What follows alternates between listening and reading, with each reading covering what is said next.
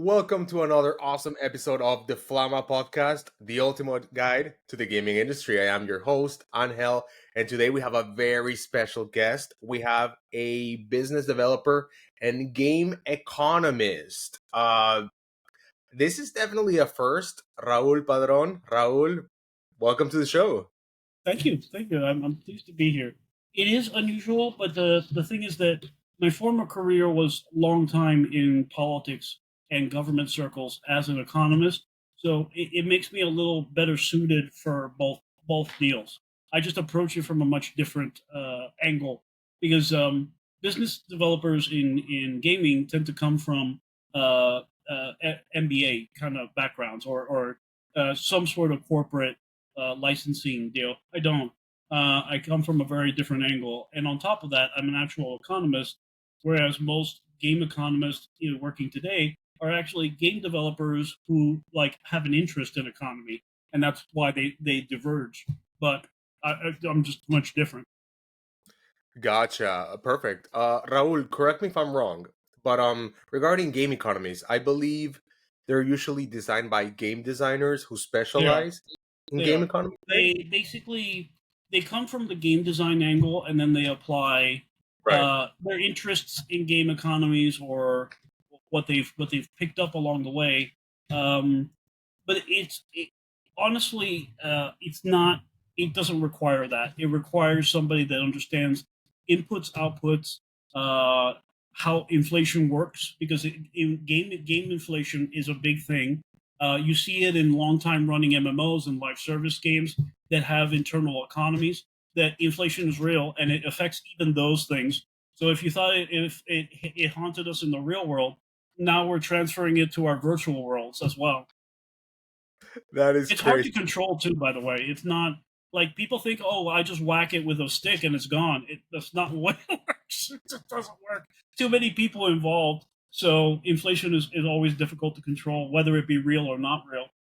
That is crazy. Raúl, it's interesting to me the fact that to see someone in the gaming industry that comes from such a different background, like politics. I believe you mentioned you worked in politics for 20 years. On What and made off, yes. what made you switch from politics to games? It's such a Well, different industry, right? my doctor sat me down, and I trusted my doctor implicitly at the time. He said, "Well, if you continue with politics, you're going to die." I said, "Okay, that's like." He said, "I'll die Whoa. within a year," and I said, "Oh, no more." So actually, I didn't move into gaming right away. I spent a few years writing novels because I'm a huge lit nerd. Loved writing all my life as kind of a side thing, but I wrote novels for 3 or 4 years and gotten into the business, publishing business, that sort of stuff, on that side, on what it takes and how you write and that sort of thing. And then a few years after that, I had a transfer of life, and I had to take care of certain older members of my family. So I decided to step away from that because it requires too much all the time. Writing is a discipline, and you need, like any art, you need to set it up and keep at it almost exclusively like a monk.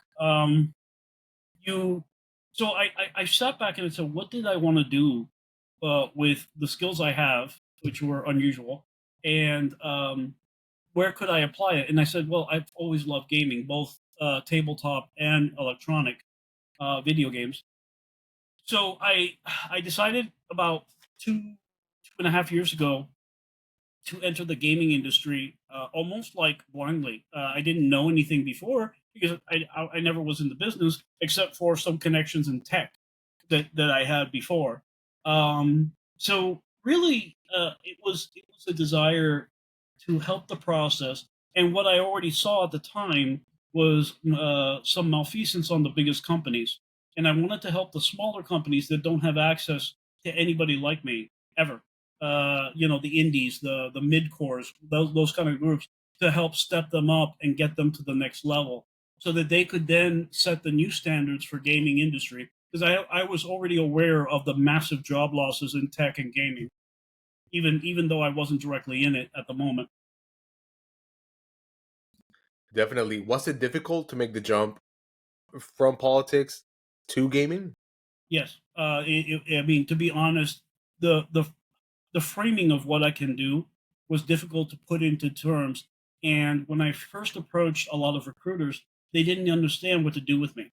Uh, because I said, listen, this is my background, and I think I can do this really well. And they're like, but you have no gaming experience. I was like, yes, Yeah. I understand that, but I'm a nearly 50-year-old man. I do have relevant experiences. And they were just like, no, you have no gaming experience, so we can't hire you. We Oh, can't do just like anything. that. It's that it's and you're probably many of your listeners face the same problems with many recruiters. There Hmm. are good recruiters. I do not want to bash everyone. There's very very good recruiters, but they are a minority, very much so in gaming. Mostly because there's no standardization of what a game recruiter should be, uh, either by the bigger companies or even the independent operators. So, like, you get kind of a hodgepodge of personalities and working ways. Yeah. How did you personally navigate through those personalities? It seems very difficult, especially someone as yourself, who, as you mentioned before, you have a lot of experience, you know a lot about economy, but because you didn't have experience in the gaming industry, they didn't want to hire you. How did you manage Well, that honestly, a lot personally? of people face my same problem now because there's a lot. No growing industry can survive on only people that have had experience in the industry before. And I make this point a lot. It's in economic history, just in the United States.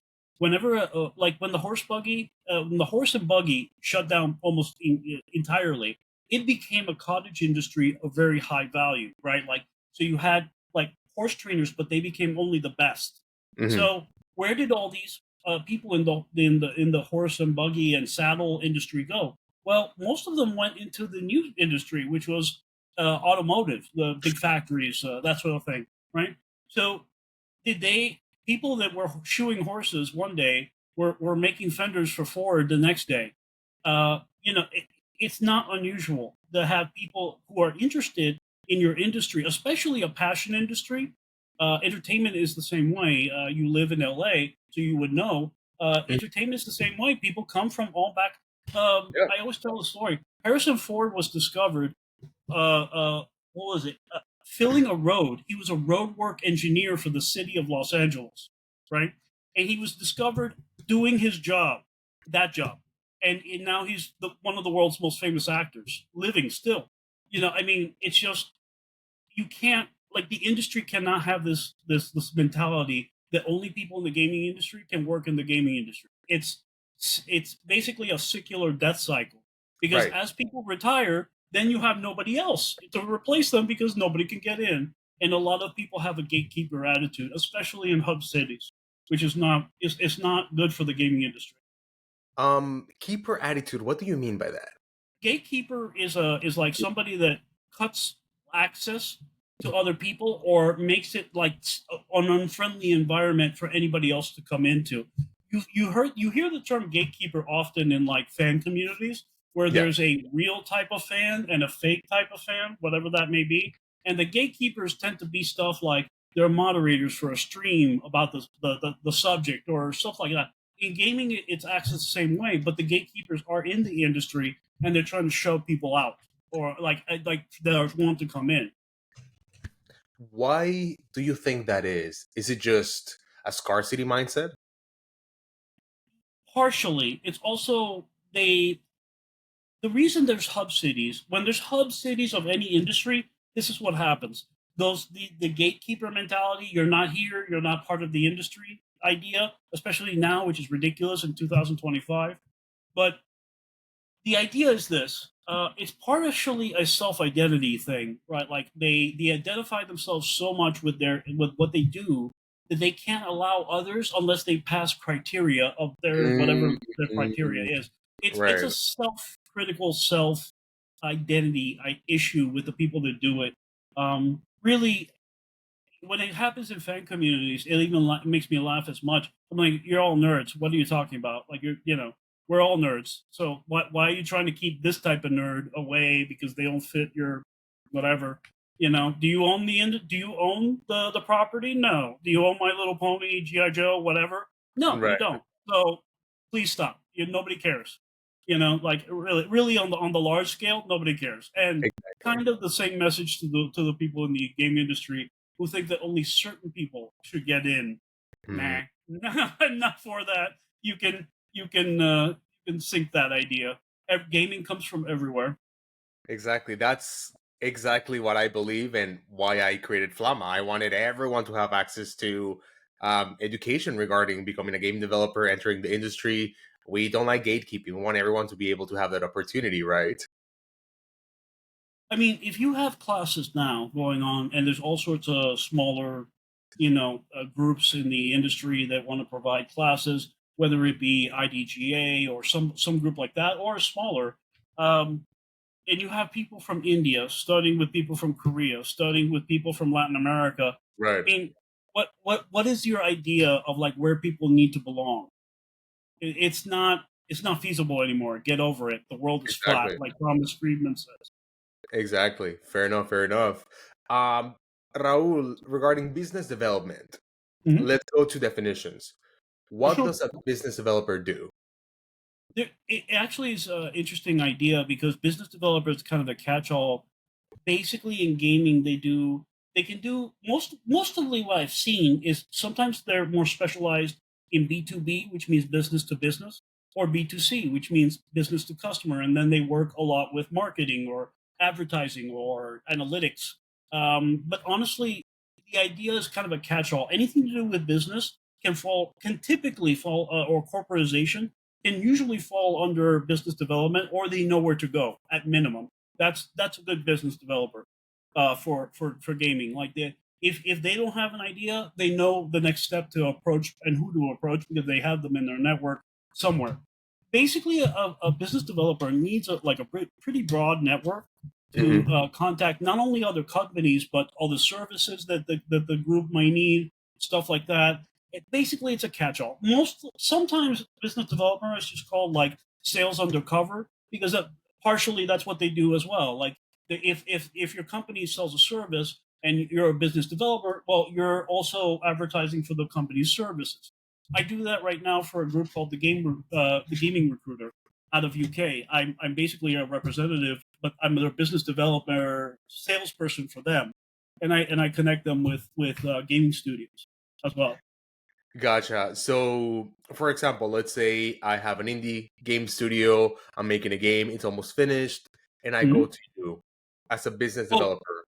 I forgot one thing. Business developers also raise money as an idea. So, especially in this kind of environment right now, a lot of startup studios are not self-funded, and they can't be because of the way the economy is. Right. So they seek venture capital, grants from governments, things like that, and they will basically sometimes they will even specialize in exactly that. Apologies, go on. Apologies. No, no, no, no. Thank you for that. Let's say I have a gaming studio, an indie one. I'm almost done with my game, and I want you to help me sell it to improve Yes. business. How would you do it? Like, what would be your step-by-step plan when you get a new client? First I want to make sure that the client has a good plan in place. That's my first thing. I don't Okay. there's no like that has to be first. The paperwork. For instance, if we like I mentioned before, if we're looking for funding, I look over their high level business plan, like where the money would go, how much they need, scale it to appropriate, then put it in a package called a pitch deck, which is very well known to everybody probably watching. And the pitch deck, then when it's ready, we take it out and we shop it around, and I go look and I do surveys and things like that. I look at analytics where they would fit.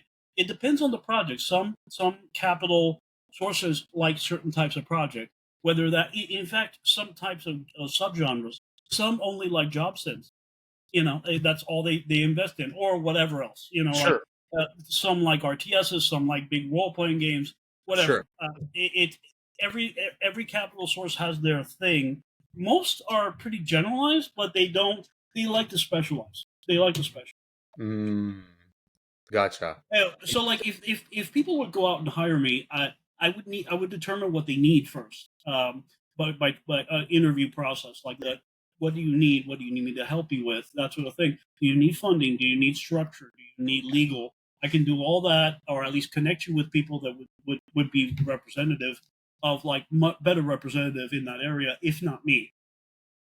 Gotcha. Yeah. So I you're always basically sorry. So you're basically the no. fixer in like a movie, Yeah, right? Like, I just look. Most This is the truth.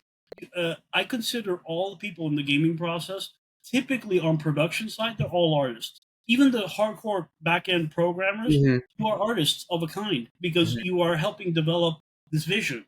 And just like Elden Ring would not be around without that kind of help, extensive help, it's an art. It's an art, and it's part of an art form. And communicating and relating to other parts of the team, art development, sound engineering, narrative, producers.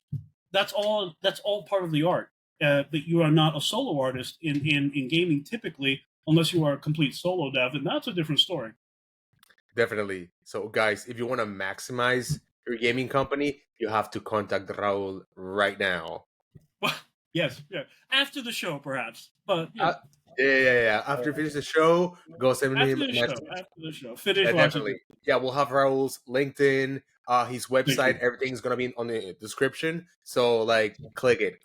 Go to Raul. He knows what he's doing. Raul, regarding a game economist. So, as I've said before, I've only heard about game economists. Being game designers who specialize in Right. economies. It's the first time that I meet someone who's a real economist who's creating economies for games. There's a few of us in the kind of subsect that are more on the economist side, but it's often game designers who have an interest in economies, not the other way around. Exactly. You being an economist, is it different to work with real world economies to in-game economies? Yeah, real world is more complicated because there's no end. You're basically you could say it like this: you're it's like you're cooking, right? Right. The things you put in are what you ultimately wind up with, some amalgamation of the final product, right? So in the real world, imagine that there's no end to whatever you put into that cake. I mean, there's like jigsaw puzzle pieces and iron from like a construction site Sure. and flour and certainly it's so because the inputs are never ending and they can come from anywhere. You it is very difficult.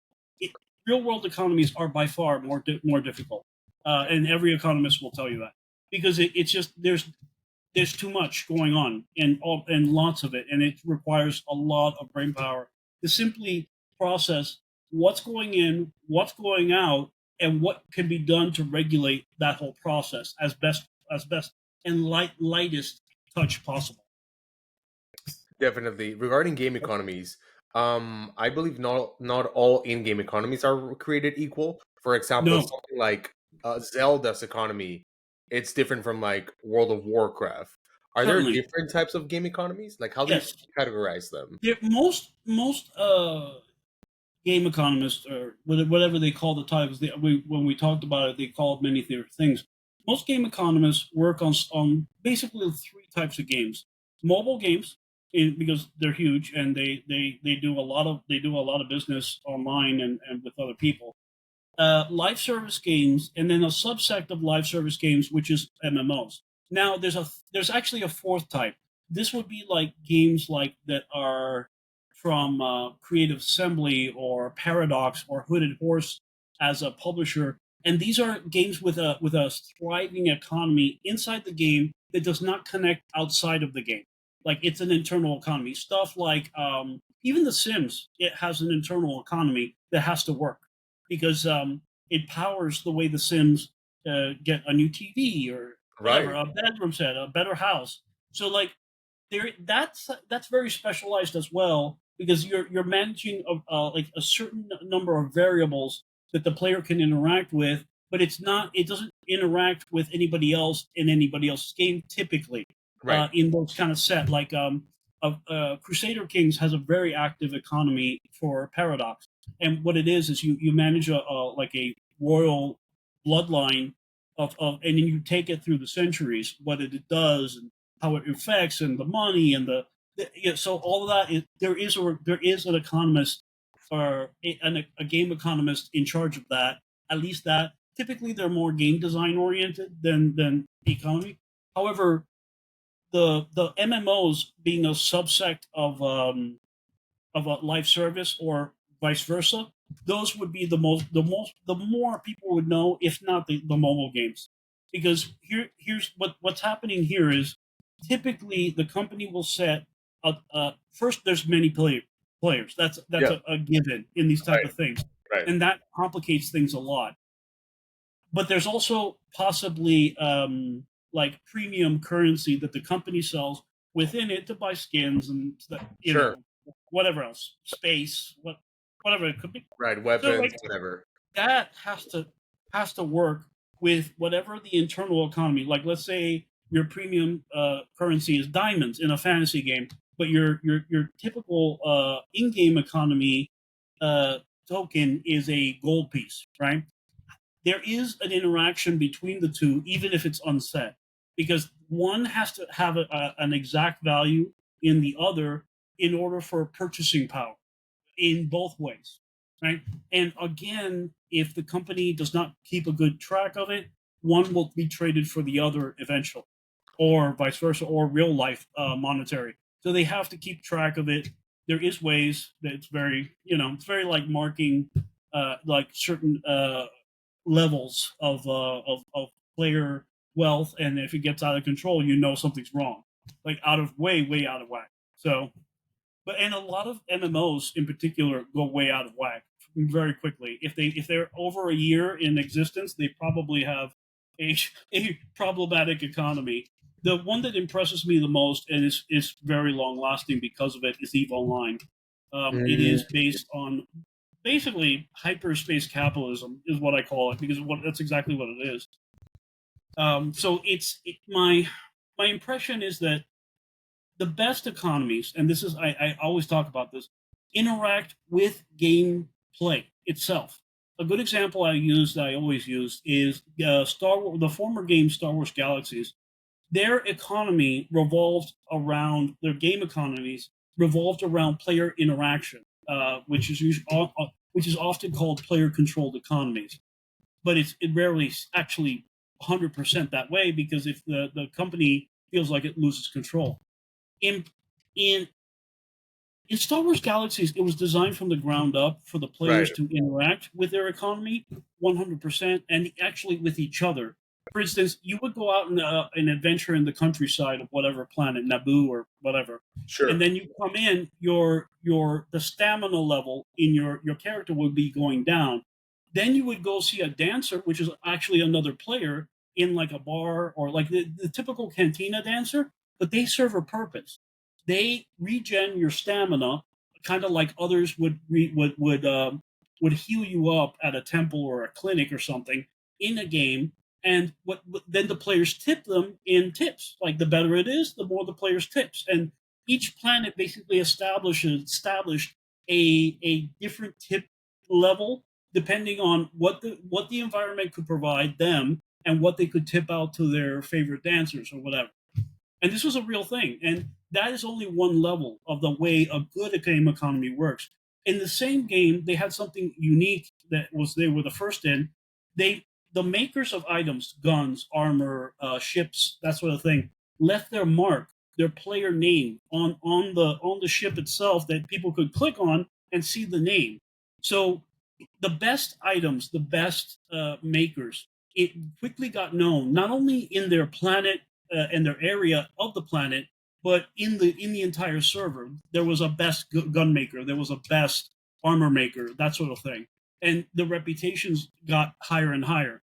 The reason they would do this is so that those players would then get like more business, more offers, and again that spurs the economy because what those makers have to do is then go source all of the unique items they needed to make those very high level items for the other players. This type of economy that filters in on itself is brilliant, and that's exactly what I advocate every single time, whether it be a mobile game on a simple level or a very complex MMO. You need your players' engagement in the economy because it will drive your game. Period. There's nothing else. It'll be an interesting facet, and you can actually apply many economic models. It does not have to be a capitalistic space age like Eve has. It could be Sure. feudalism. It could be agrarianism. It could be anything, but make it consistent and make it seem like the players are involved because that will engage them. Some players will not play the game for the epic blue sword in the dungeon of whatever. They will engage the game every day because they are the best farmer, they are the best toolmaker in their city, and they want to be part of that. That is so interesting, sort of like real life. Like people need to engage Yes, with the economy, right? To produce yes. goods, work. That is, dude, that is crazy. Yeah, when I play video games, I don't necessarily think about in-game economies, You but don't they're need there. to. You don't need to. It's there though, and it is a factor, even if people don't recognize it, Yeah, like immediately. And the best economies fit seamlessly into their environment. So while people are pursuing like trying to be a Jedi, they might be like wrangling, certain mounts on certain planets, like in Star Wars Galaxies or something else. Um, Even the same way, you control territory, which itself allows you to harvest certain resources. And that's basically how that game functioned up until recently. And they decided to make a more striking turn towards right. narrative, but continuing their well known economy. They were the first ones to hire a real economist in the entire gaming industry. It's Really, CCP, which was the runners of Eve. dude, that's crazy. Yes, regarding in-game economies, I don't know if you've heard, but I'm not sure now. Like way back in the day, in Venezuela, in my home country, the economy tanked and people were making a very low minimum wage. A lot of gamers started playing RuneScape and they started like farming gold, leveling up, Yep, and selling their accounts and making yep, like good money in Venezuela. So right. the impact of gaming in the economy and like in people's lives can be amazing. Your best in gaming. I've always found it odd that people hate people like gold farmers, right? Hmm. My whole advice was actually completely opposite. I was like incorporate people like that. Don't exclude them. Don't force them from your game because your players will find a way around you. There's more of them than there are of you, development team. So here's the idea: incorporate all of that. If it's gonna happen anyway, do not fight it in game. Do not like incorporate Exactly. them or bypass them. WoW did something very brilliant a long time ago, which was sell subscription by month. Um, um, Eve Online that we just spoke about does that as well. The reason they did that is simply to undercut the people that were doing that were gold selling in both games, right? Because they were basically Plex is the premium currency in that, but honestly, it's simply like a one-to-one. If you pay for a month with Plex and that's it, and like you know, Right. and WoW did the same thing. It is a way. I don't think it's the best way because it doesn't do as exactly what I say, but it's a way for them to undercut it, like the gold trading and all that to a reasonable amount. Gotcha. 100%. But the best economy should be seamless, absolutely seamless. The reason is you shouldn't be able to tell. Like a good example is in Elder Scrolls Online. I'm forgetting so many, right? And Elder Scrolls Online, the way you craft is its own minigame, and people only go play that game to craft because it's kind of interesting and intricate, right? And the whole thing about it is that you have to go to certain places that might be dangerous or might not be dangerous to get the materials. Sure. Now, the idea that they're engaging in an economy is kind of superfluous. They don't care about that. They just want to make the best sword. They just want to make the best armor for their guild or cosmetic stuff, which they're good about, allowing the player to learn and create cosmetic armor for other players and themselves. And people want that, right? Like it's people want that, so they'll pay, and that drives the economy, and without even knowing it most of the time, because all they want to do is dress like a dark elf or whatever. Pretty much. Do you think the in-game economies have the power to how would you say? What is the right word? Do you think in-game economies have the power to drive gameplay? Yes, absolutely. Okay. They should be 100%. involved in gameplay decisions. Gotcha. What would typically be in game dev, but only as far as their specialty touches, right? And be very clear on that. And the reason is that if you incorporate your game economist and game systems person into the game dev team, you will have better results over the long term if you're building an MMO, a mobile Right. game, or some sort of live service game. 100%. You have given me very good examples on games that have good economies or a good economic systems. Do you have any examples of games that have a bad economic system? That's a good one. Anything typically what people call buy swipe to win or something like that. Gotcha. Arcade is very guilty of this. Whatever person that is currently owning it, I don't even know. I didn't keep up with it. But when you set up a system where you have something like labor, like that was the arcade system, and somebody can literally buy labor in the store, more labor than let's say yourself on it, or something like that. Right. It it's not done. It's not well. Asian countries are more accepting of it because of the way they've been grown up in gaming. But Sure. honestly, it's not perfect because it means that we're not even on a similar playing field. If you have $1,000 US disposable every month, and I player B am actually against you in another guild or something, you will win. It's Right. not you are literally buying to win, and it's not it creates imbalances, and what happens in that Mm. is that the game empties because as the Mhm. people who do not have disposable income of thousands of dollars a month, look at it and they say, "I'll never beat Angel because Angel has disposable income. He Yeah. can just toss at the game, no problem, and I do not." And it's unfortunate, but it happens all the time. All these games, the reason people think MMOs fail is because the leadership in those MMOs have decided to do something that I'm describing. Gotcha. They Unfortunately, become play to win. Yeah, it's interesting about gaming psychology. When people feel like they can't win, like there's no possibility of winning, they remove they leave. themselves. They remove 100%. themselves. Yeah. Why Yeah. would, and honestly, why would they? Yeah. If you look at our brains really are built for classification and odds counting, right? Like Yeah. if I throw this stick at that big animal over there, maybe I can kill it and eat it, or maybe it will come and kill me, right? That our calculation in that is always happening.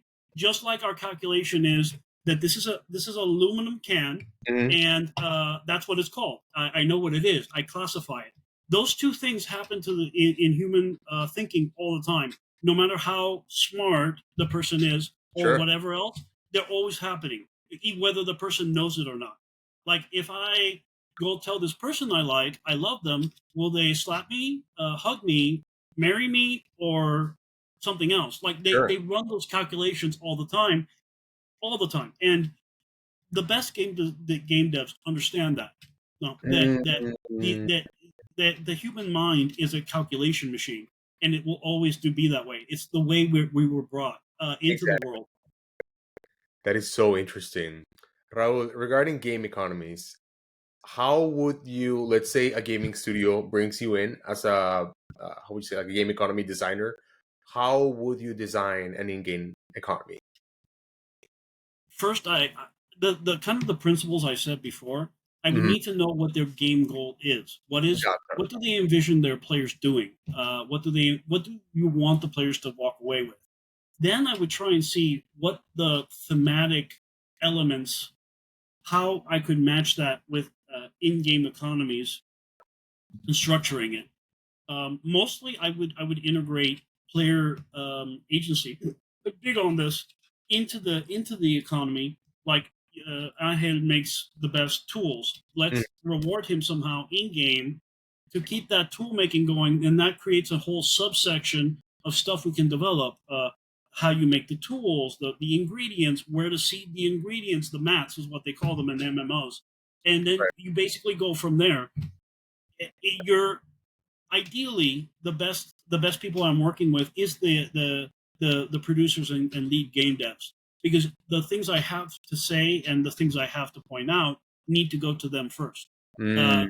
basically we work together to kind of propose a way the system is. It should never be Raul knows everything, so let's just ask Raul. Right? It's not. Exactly. It doesn't work like that. It's collaborative. I am a specialist. I do this a lot, and I know a lot about this, but I'm not doing it alone because implementation is a totally different thing and way out of my league of knowledge. But I do have good ideas on how to implement, but I don't know how. I'm not a game designer per se. Exactly. So your contribution is more theoretical, right, regarding the Well, economy. yes, but I also I cite as many sources as I can for Right. decisions because it's important. Yeah. It's important for them to know that there's a basis for what I'm saying, and I'm just not pulling it out of my ears. Exactly. I believe we call that a precedent study. Precedent study, yes. Right, that's right. Awesome. Raul, what is the ultimate goal for your business? What is it that you want to achieve? I am. My business is called Black Octopus Consulting. It's actually the same name I had in political circles. I had the same name, and I just transferred it over here because I thought I liked the name. Um, I also have a tattoo of a black octopus on either arm, so Is it there a works. reason for the name? Like, is there like symbolism there? It's the tattoo. I was thinking about myself. I was like, what am I going to name my consultancy company in the middle of what then was Arizona? And like I said, well, something unusual, something that strikes out. And I said Black Ox, and I got so many comments. So many people called me in from the political circles and government circles just to ask me why I named it.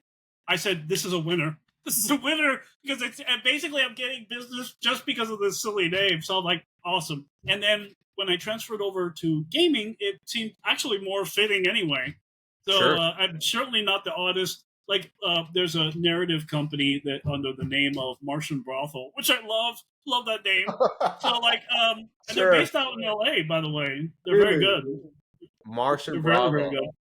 All right. Excellent company, very veteran writers, very good. But anyway, point is that you need something that sticks out. And my company, what it does, and it's only me, so it's really weird to say my company, but it's my services, and I everything we've talked about, the business development and the game economist, I basically do all of that as well. And I have a list of things I can do for your company, examples and stuff on my website, which is blackoctopusconsulting.com. No, I mean, at worst, I always say this: my consultation is free. Let's determine what you need to do or what the possibilities are. Then everything else falls into place or doesn't. So it's all. I always say it's all in your hands, not mine. I give you all the information you need to make an informed decision, and I hope you make an informed decision that's best for yourself and your company and your studio. Exactly, 100%. And your website would be. It's www.blackoctopusconsulting.com. Thank you. All righty, no problem. And guys, we'll have it in the description. Please contact Raul. Uh, Raul, as you mentioned before, there's this idea in the gaming industry that if I don't have any experience in games, I'm not gonna get a job. But I've seen multiple people coming from different industries into gaming and completely like just blowing it out of the water, just being successful, making things happen. What would be your advice for people as yourself, economist, uh, something else, business developer? They want to work in gaming. What would be your advice to get that first job in First, gaming? there's That a first couple. There's client. a couple things. If you feel the drive to work in gaming, understand that it's a passion industry, and you would probably make more in tech easily, like twice as much sometimes. Here's the thing: will you be as satisfied? Always ask yourself that. The reason people go to Hollywood, reason people join the gaming industry, reason people do art in any sort of thing is because it's satisfactory to them. It's what they want to do. It's what they dream of. Right. If you have thought about being part of the game industry because you have enjoyed games and you want to pass that on to others, you want to be part of the process to passing that on. It's a good industry to be in. Straight money earning, perhaps not. Not typically. So be passionate about what you're doing, and because there's going to be a lot of people, like I've described, that are not they're not for you. They don't want you there because you're this or that or not this or that. Be stronger than them. You will find walls. The idea is that you don't pay attention to the walls. You bypass them every single time. You burst through them like the Hulk or something. Really don't like. You cannot give in. If you're determined to work in, you're going to find a lot of, especially when you're first starting. My first year was very troubled because Right. there's a lot of fakes and frauds and very bad people in gaming. On top of that, to be completely clear, it is not a hundred. It's like when people talk about Hollywood, Hmm. the more film and TV side of Hollywood, there is good people. There's a lot of good people. However, Sure. they are almost equally matched by the bad people, and you will have to determine that for yourselves. Like, what is your tolerance levels? You're going to find people that are basically hobbyists when you're first starting in, that do not understand their hobbyist and are using it for some self gratification. The whole process. You might well be careful about that.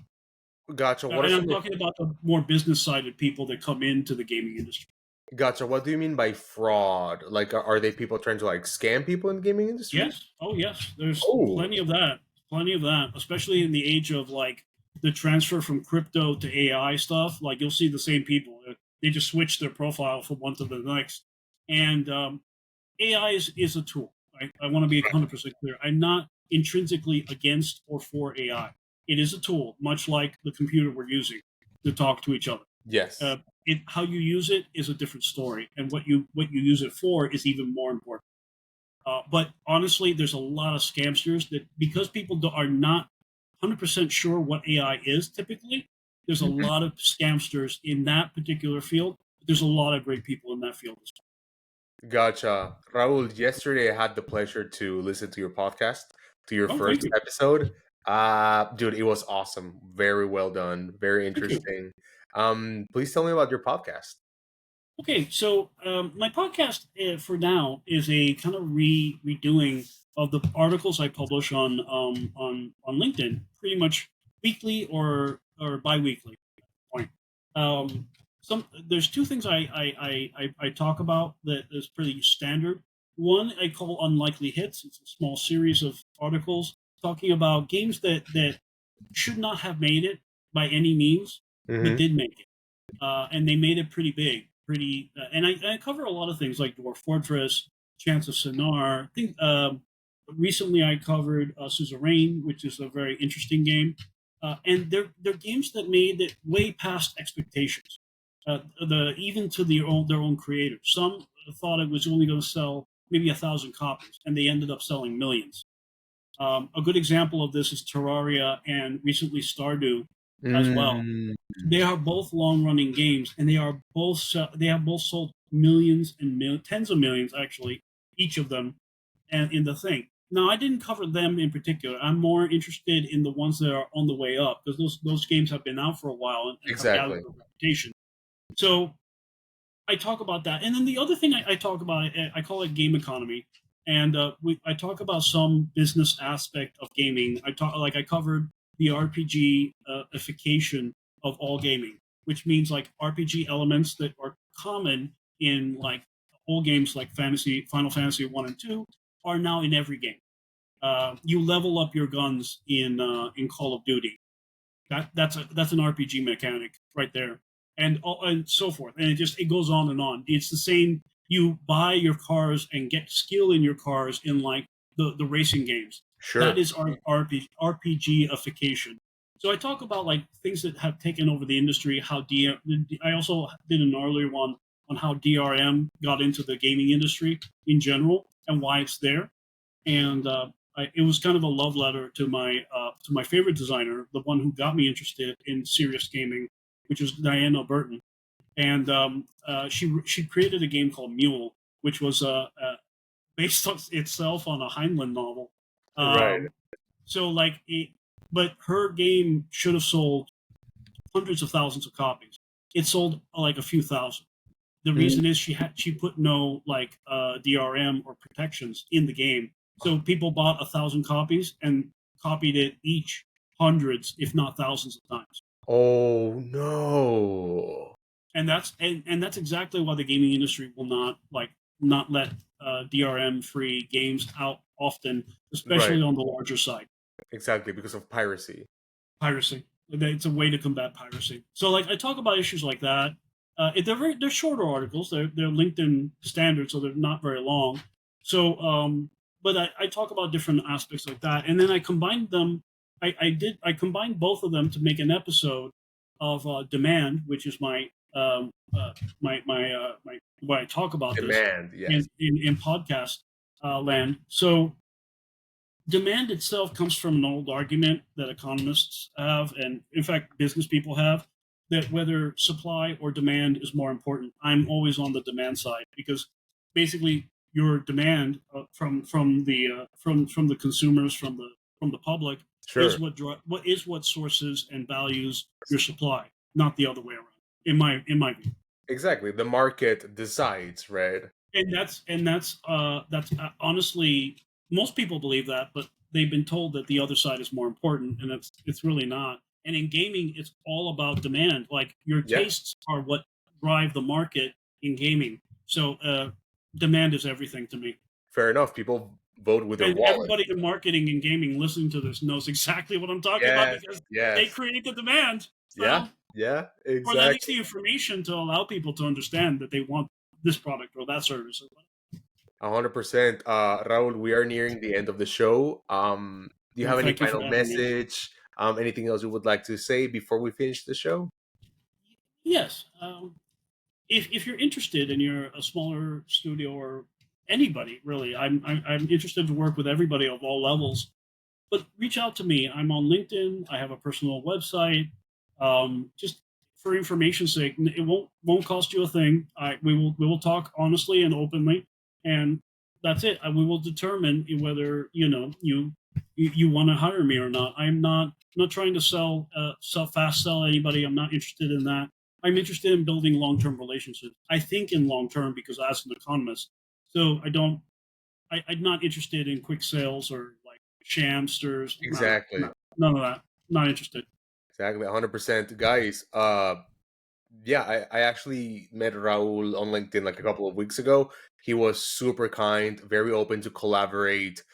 We set up the like a meeting and then the podcast in like a week. So super approachable, guys. I'm gonna have all the links below. Message him, talk to him, use his services. Uh, yeah, definitely. Raul, Thank you for having me on. that's it for today. Thank you for coming, man. Appreciate it. Thank you, man. Appreciate it. All righty, my pleasure.